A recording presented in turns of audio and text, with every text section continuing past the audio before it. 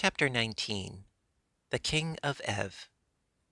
If there were any shifting, rock-colored gnomes on the mountainside now, they were silent and respectful, for our adventurers were not annoyed, as before, by their impudent laughter. Really, the gnomes had nothing to laugh at, since the defeat of their king. On the other side they found Ozma's golden chariot, standing as they had left it.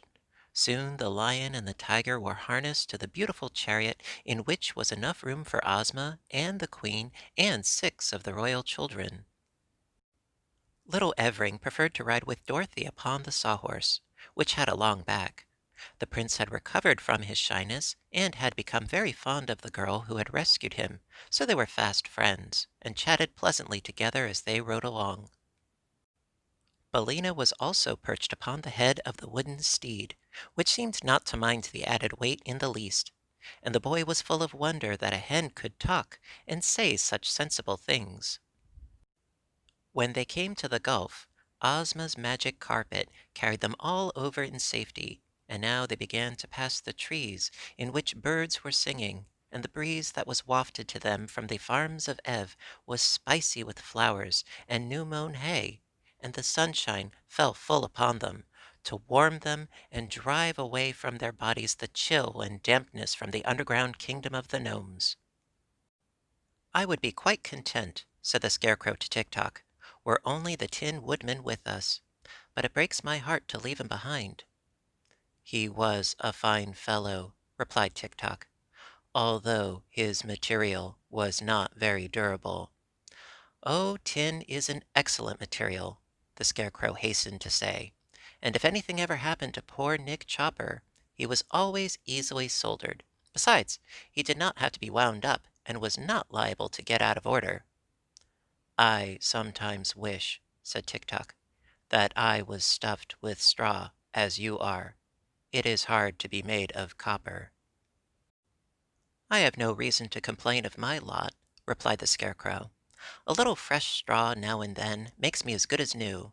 But I can never be the polished gentleman that my poor departed friend, the Tin Woodman, was." You may be sure the royal children of Ev and their queen mother were delighted at seeing again their beloved country, and when the towers of the palace of Ev came into view, they could not forbear cheering at the sight. Little Evring, riding in front of Dorothy, was so overjoyed that he took a curious tin whistle from his pocket and blew a shrill blast that made the sawhorse leap and prance in sudden alarm. "What is that?" asked Billina, who had been obliged to flutter her wings in order to keep her seat upon the head of the frightened sawhorse. "That's my whistle," said Prince Evering, holding it out upon his hand. It was in the shape of a little fat pig, made of tin and painted green. The whistle was in the tail of the pig. "Where did you get it?" asked the yellow hen, closely examining the toy with her bright eyes. "Why, I picked it up in the Gnome King's palace, while Dorothy was making her guesses, and I put it in my pocket," answered the little prince. Billina laughed, or at least she made the peculiar cackle that served her for a laugh. "No wonder I couldn't find the Tin Woodman," she said. "And no wonder the magic belt didn't make him appear, or the king couldn't find him either." "What do you mean?" questioned Dorothy. "Why, the prince had him in his pocket," cried Billina, cackling again. "I did not," protested little Evering. "I only took the whistle." "Well then, watch me," returned the hen, and reaching out a claw, she touched the whistle and said, "Ev!" Swish! "Good afternoon," said the Tin Woodman, taking off his funnel cap and bowing to Dorothy and the prince. "I think I must have been asleep for the first time since I was made of tin, for I do not remember our leaving the Gnome King." "You have been enchanted," answered the little girl, throwing an arm around her old friend and hugging him tight in her joy. "But it's all right now." "I want my whistle," said the little prince, beginning to cry. "Hush!" cautioned Billina. "The whistle is lost, but you may have another when you get home."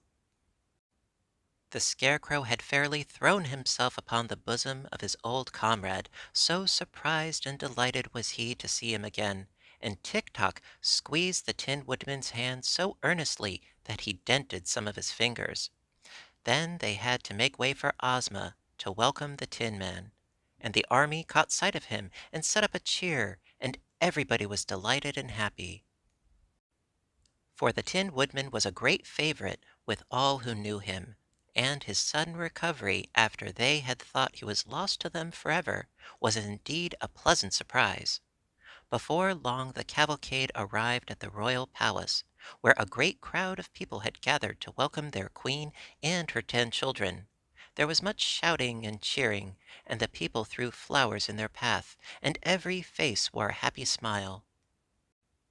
They found the Princess Langwidere in her mirrored chamber, where she was admiring one of her handsomest heads, one with rich chestnut hair, dreamy walnut eyes, and a shapely hickory nut nose. She was very glad to be relieved of her duties to the people of Ev, and the Queen graciously permitted her to retain her rooms and her cabinet of heads as long as she lived. Then the Queen took her eldest son out upon the balcony that overlooked the crowd of subjects gathered below, and said to them, "Here is your future ruler, King Avardo 15th.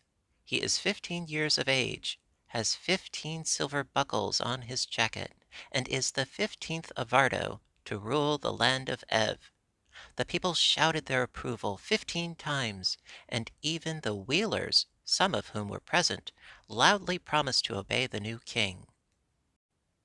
So the queen placed a big crown of gold, set with rubies, upon Avardo's head, and threw an ermine robe over his shoulders, and proclaimed him king, and he bowed gratefully to all his subjects, and then went away to see if he could find any cake in the royal pantry.